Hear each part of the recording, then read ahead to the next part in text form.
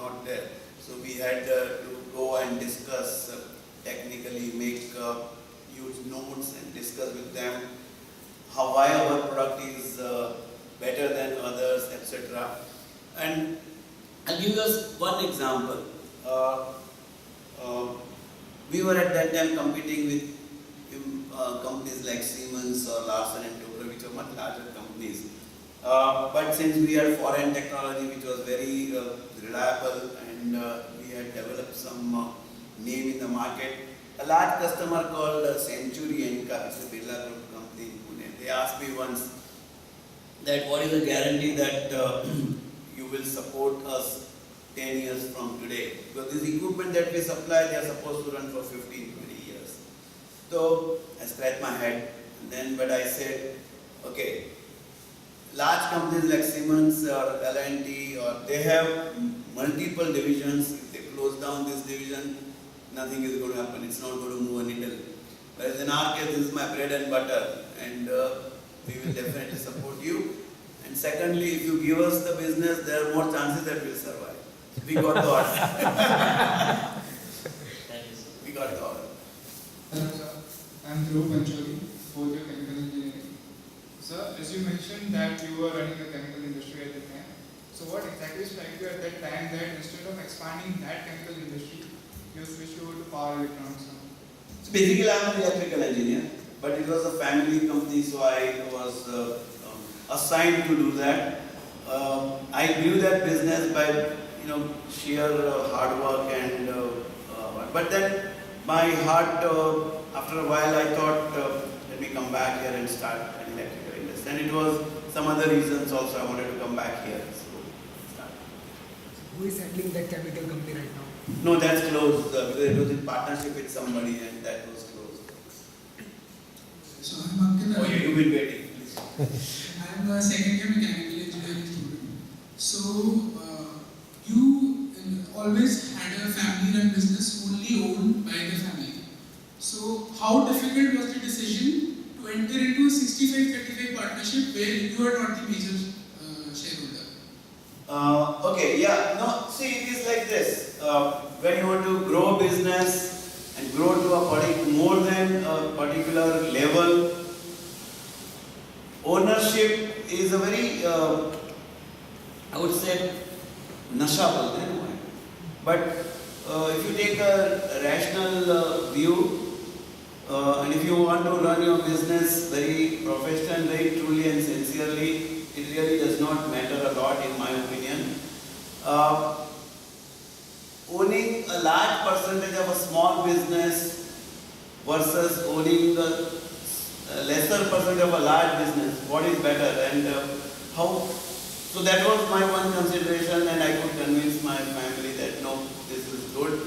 You're part of Hitachi, even if you have less than 50%, it is fine. Because it's a very trusted name and they would not do harm to you, etc. They're very Japanese, very, very trusted, very good people.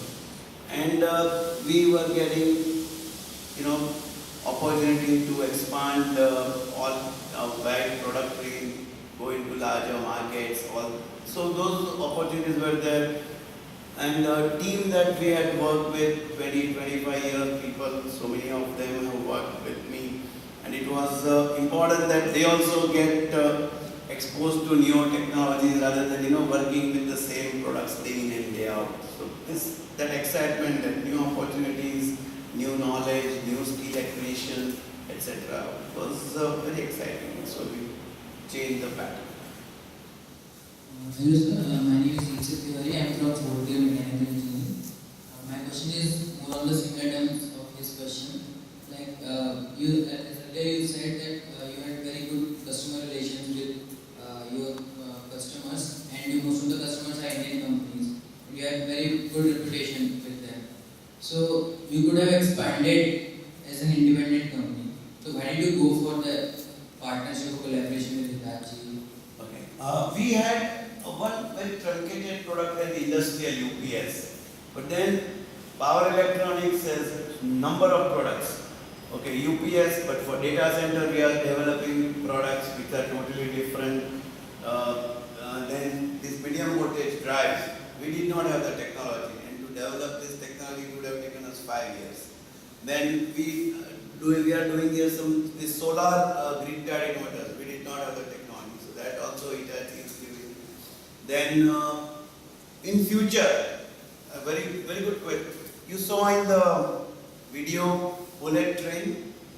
Hitachi makes bullet trains in Japan, complete, including the rail coach, all the electronics and everything. And if Ahmedabad, Mumbai bullet train comes about with Japanese technology, which is likely to happen, probably we'll get a chance to supply the electronic products in that, which will be a great thing because these are very difficult products, very high technology products, and so such opportunities you don't get if you are on our own. So that was, as I said, the main reason for tying up, have a complete product basket of power electronics, and second, go to a global markets footprint also, achieve a global market footprint. See, when you sell outside India more and more, which is my aim, not only as my lady friend asked first question, what's the difference? When you want to supply products and solutions outside India, you will be much more meticulous, much more systematic, and that would help us become more systematic, more quality conscious, more quality delivery people. So I'm seeing various advantages: larger product basket, larger market footprint. How did this 65-35% partnership came to be? Was that the offer from their side or was? They wanted majority, and we had certain adjustments in terms of shareholding patterns to be done. So it came about that. Sir, what is the lifetime for any company for going from domestic level to global level? To global level, From it can be, in my opinion, it depends what you are doing, but for industrial mission critical solutions like this, it can be at least 5 years. At least 5 years. Can we just first finish it out? Then we'll do follow-up questions, okay? Just because we are running out of time already. I'm fourth year chemical engineering student. Adding to his question, I wanted to ask, a big decision like joining hands with Hitachi. How did the team dynamics change? Your team, which you had at high level, how did the team dynamics change? Very good question. See, what happened is during the course of our discussions with them, it was not only me, of course, primary discussions were with me, but we had a team of senior people, about 7 or 8 of them, and their executives were continuously interacting with them also, apart from me. So it was a good exposure for all of us. Primary decisions were left to me, but then I used to consult them. Okay, this is what we want to do, this is the technology we want, this is the product we want, blah, blah, blah. And so they also identified these key people as key management people, and they are also given very high dose of responsibility in running and growing this company. So we, our R&D chief, our operations, our sales chief, these are all very key people, and they are identified as CXOs or senior management. My name is Utkarsh Panchwai, 4th year mechanical. So my question is, when you started the company, so what are the problems or the challenges that you faced while selling your first product to customers? Okay, way back 1983, it was not an easy task to start a company. You had to have so many licenses, so many approvals from government, Factories Act, excise, sales tax, etc., Electricity Act, pollution. Although we are an electronic company, we still have to get a pollution certificate. We are not a polluting company. But what I did, to be honest, we decided that we'll spend a little more, but have good, strong administrative people who take care of all such government formalities. I focused on absorbing the technology and developing the market. my focus, and we recruited good salespeople. So try and go all over the country. We hired good business partners in places like Delhi or Madras or Pune and Bombay, and we worked with them and developed the markets. So developing the market was the toughest, and it is tough in any business actually. It's not only this business. Even if you want to start an IT business, even if you want to start a healthcare business, developing the market, getting trust of your customers is the single most important activity that you should focus on. Trust is the ultimate thing. Without trust, nothing will happen. Hello sir, my name is Mahesh. I'm mechanical engineering guy. So I want to ask, what are your key activities when you started your company, which made you better than other companies? There would have been many companies at that time which are making the same products. So what are your key activities that made you different than other companies? Okay. See, important thing is to have and be fortunate to have a good team. And I was fortunate that we had a good team who were technically very sound. I mean, when I still was an engineer at the time. Now I don't remember all the circuits and electrical knowledge. I don't have much. But in those days, in 1983, I can call myself a good engineer. So I went to US to collect the technology. I took a couple of my people with me every time. And so after coming back, they would do all the technology transfer, whereas I would do the sales and marketing and put together the whole business plan. So this was a very important activity that I used to carry out. Techno-commercial feasibility of any product that you develop is very important. It has to be technically just the right solution for your customer, and commercially it should be viable for us as well as the customer also should see value for what you are providing to him. So it has to be a win-win solution always. Hello sir, my name is Akash, fourth year mechanical engineering student. So as you mentioned that Hitachi owns 65% stockholders of your company. So my question goes is, how responsible or accountable your later generations of your family feels towards the growth of your industry, considering that you are there as the leading person of the company, which is not holding most of the stockholders? Good question. See, it is something very, and this is an irony. When we were a family company, I was the only person from the family in the business. And after Hitachi joined, it so happened that my both boys, they have joined this business because they are both qualified engineers. They have come in here as professionals. They are both engineers. They have studied in USA for many years, lived there, worked there, experienced there. So Hitachi also saw. I was very transparent and I said, these are my boys, and if you permit, because I don't want to impose anybody, particularly because they are my kids. So they agreed and they are there. So they are working both in different roles within the company. To answer your question now, this is a professionally run company. I am also a professional. When I am sitting in my cabin here, I am a manager and I am not an owner of equity in the company. It's only maybe once a year, twice a year, or during the board meeting we discuss about something. Otherwise, this is a completely professionally run company. So nobody has any right to any position. It comes only by merit and performance, nothing else. So if I really don't care about what my boys would think if things change. It's a collective effort to grow the company. Things don't turn out right, we have to suffer. If they turn out good, then everybody benefits. That's all. You have to run it very professionally. Thank you. Don't mix ownership and management.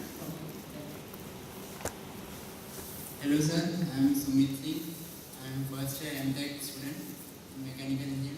My question is, when you realize that your idea can become a good business and you can make a good company from your idea. Idea? When you realize that your idea can become a good company. Okay.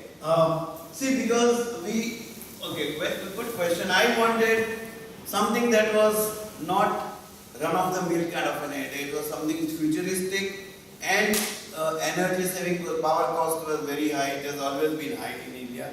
But this was particularly a very good product, and kind of surveys and studies that we did, it was revealed that it is in a very nascent stage, even outside India. So at least for 20 years it had to have a very good future. So a product that has, you catch it in the nascent stage, in the budding stage, and then particularly industrial product like this, which has a long life, then that was going to be a good activity to follow. Maybe in IT or very high tech or making telephones and etc. Everything changes within. The obsolescence rate is very fast. Whereas in our product, the obsolescence rate is not so fast. Where it was 10 years, now it has fallen down to about 5 or 6 years. But then it's not sea change in the basic topologies or configuration. It is adding more features, enhancing feature, enhancing usability, and that we continuously keep doing. Hello sir, my name is Keshav Jha, I am mechanical engineer. Sir, now you are a part of a Hitachi and you are following their procedures, just like SDEC you told that. SDEC. SDEC. Sir, so how it affects your cost structure and how do you manage your local, just like in Indian customers, because it will increase the cost also if you follow that SQDC? Not necessary. See, this is a basic misconception that exists in everyone's mind. High quality doesn't mean high cost. In fact, over a long run, it would reduce the cost. Okay? Because there is less of repetition of jobs, customer satisfaction is better. If you continue to give high quality goods to the customers, customer will give you 10% more money without batting an eyelid, and that's your dream. So, sir, but before your collaboration with ITT, they have a mindset that this quality will be delivered by them and I will pay them this amount of money. But after that, I think the cost will rise, gone up, and so how will you tackle it? No, cost did not rise, because as you improve in technology, in fact, and if you increase in volume, the cost can fall also. See, today in all these electronic products, the volume game is very, very important, extremely important. If I buy IGBTs, let's say 1,000 a year, I am buying at X. If I buy 5,000 a year, that X will become 0.8X. So there's a big difference when you grow and the volumes come, if your name is good, automatically you can build up volumes. So the cost need not go high, Hello sir. Sir, I am from first year mechanical engineering MTech department. Sir, my question is that as you mentioned, you started your company with only 20 lakhs revenue. So sir, how will you manage to run such a huge company with such small amount of initial investment? We kept growing. First year I remember we did 25 lakhs, next year 86 or 87 we did maybe 60 lakhs, then 1.5 crore. Slowly you keep growing and then keep building reserves, and then so that's all. And if there's a short, there's a what I would call feasibility gap. I was lucky and fortunate enough I had to put forward a case for investment to the family. They would give temporarily, they would say, okay, here take more 10 lakhs, 15 lakhs more. That time lakhs was a big amount. Today lakh is a very small amount, right? And then I had to repay to them also after 2 years or 3 years as per requirement. But leveraging could be done. If you take, say, increase your equity by 10 lakhs, you can get 20 lakhs or 25 lakhs more debt from the bank, and thereby you can increase your volumes. Yes, sir.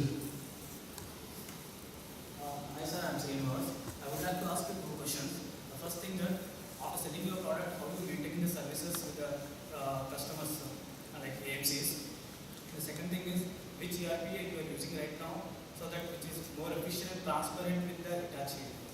Okay, we have a service network all over the country. We have, for all our 5 or 6 different products, we have our own service technicians. We are about 250, out of 800 people that I said, almost 220 are service support staff all over the country. It's only now for one of the products, we are just this week we have decided to enter into an authorized service provider, and we are getting into an agreement with them, and they will take care of service of all our products. So that the new trend, which is so prevalent in like mobiles or computers or telephones and TVs, it is prevalent. Same thing is now happening in our distribution kind of products. But so we take care of services. We have in fact SLAs, service level agreements with different customers, where we agree that we will provide service within 4 hours or 8 hours or 12 hours depending on the distance and criticality of the equipment, and we stand by it and we do that. And that is why we have large service force. Your second question was yeah, we are using right now Microsoft Navision. We installed it 2 years back. Hitachi of course uses SAP, but so far we are independent of, we are not still connected through the intranet between Hitachi and our company. But I'm sure that within a couple of years that will also happen. Good evening, sir. My name is Ashish Kose. I am second year civil. My question is that your company has a proven and successful track record in providing UPS solutions for mission critical applications. So what are those applications? Okay. Let's say a petroleum plant or refinery where there are so many different plants, converting crude into naphtha and then making kerosene or petrol or diesel out of it, making aromatics, so cracking the naphtha, as you said. All these are very highly automated plants. There are no manual, nothing is done manually, everything is fully automated.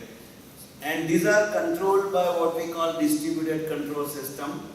Those are also, they are plant computer systems, and they get continuous feedback from programmable logic controllers or different actuators, valves, sensors. Now all these have to be continuously on and being fed by very high fidelity, very pure, uninterrupted power supply. Because if you don't give if you get one wrong signal, wrong feedback, it can have a cascading effect and in fact, it can be a disaster, safety issue. So these are supported by this mission critical UPS system that we supply.